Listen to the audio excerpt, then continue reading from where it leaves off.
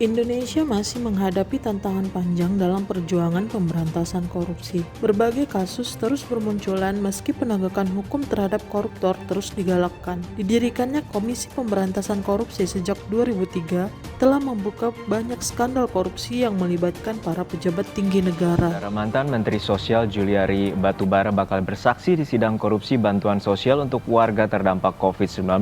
Juliari saat ini masih tersangka dan diperiksa penyidik Komisi Pemberantasan Korupsi.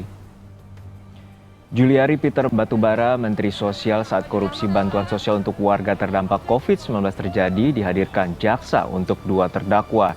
Dari penangkapan disita uang tunai sejumlah 14,5 miliar rupiah yang diduga sebagai suap untuk Juliari. Tadi seperti yang disampaikan oleh Ketua KPK Firly Bahuri bahwa memang ada pasal ini yaitu pasal 2 ayat 2 Undang-Undang Nomor 31 Tahun 99 tentang pemberantasan tindak pidana korupsi yang kemudian hukuman terberatnya atau hukuman maksimalnya adalah hukuman mati. Tadi juga disampaikan bahwa jika mengacu pada keputusan Presiden Nomor 12 Tahun 2020, Presiden Joko Widodo menetapkan COVID-19 sebagai bencana non alam yang kemudian masuk ke kategori bencana nasional. Para koruptor yang melakukan tindak pidana di tengah bencana ini memang bisa kemudian dikenakan sanksi terberat yaitu hukuman mati. Ini memang terkait. Para pejabat Kementerian Sosial berikut dengan menterinya sekaligus. Malah menodong para vendor dengan uang cashback. Mereka meminta Rp10.000 dari setiap paket bantuan sosial. Paket senilai Rp300.000 untuk meringankan beban hidup rakyat.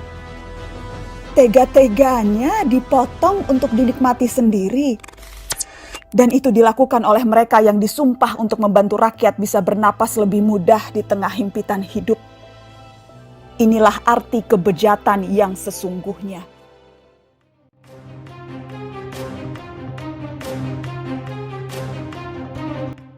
Perihal anti korupsi, Indonesia memiliki tokoh-tokoh teladan hingga kini.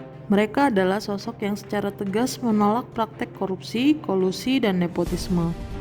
Berikut ini beberapa tokoh Indonesia yang memiliki prinsip kejujuran dan memegang teguh amanat rakyat sebagai seorang pejabat publik.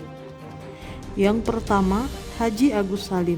Tidak ada tokoh bangsa yang melarat namun sebahagia Haji Agus Salim. Sampai menjelang wafatnya, beliau masih menempati rumah sewa di gang sempit. Padahal posisi yang pernah dia sandang begitu penting.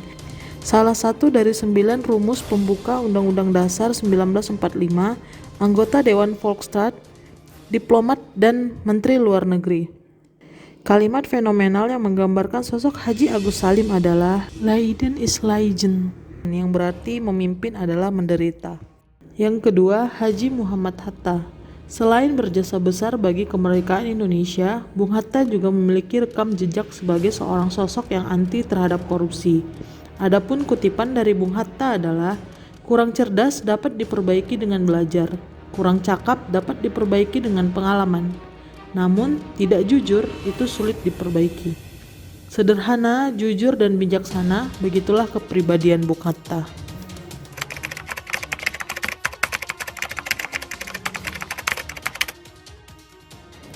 Korupsi itu suatu perbuatan yang berdosa dan tidak dibenarkan oleh agama manapun.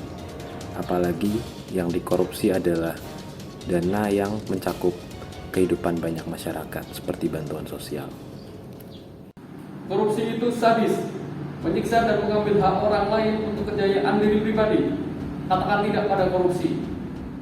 Korupsi merupakan salah satu penyebab kenapa angka kemiskinan di Indonesia ini masih tinggi. Seperti kasus pada cuplikan tadi. Hak milik rakyat dirampas oleh oknum pejabat negara. Maka, jika mau rakyat Indonesia ini maju, katakan tidak pada korupsi. Korupsi itu gak ada akhlak, merampas hak-hak orang kecil. Itu penyakit, mesti dibasmi sampai akar-akarnya. Pengkhianatan. Karena sebagai pejabat yang sudah dipercaya oleh masyarakat untuk menjamin kesejahteraan mereka, malah mengkhianati kepercayaan tersebut untuk memperkaya diri sendiri. Gak habis pikir kan? Korupsi itu membunuh orang lemah. 3. Korupsi itu kejahatan yang harus ditindak dengan tegas. Korupsi itu menyengsarakan rakyat. Stop korupsi dari diri sendiri, dari hal-hal yang terkecil dan mulai dari hari ini.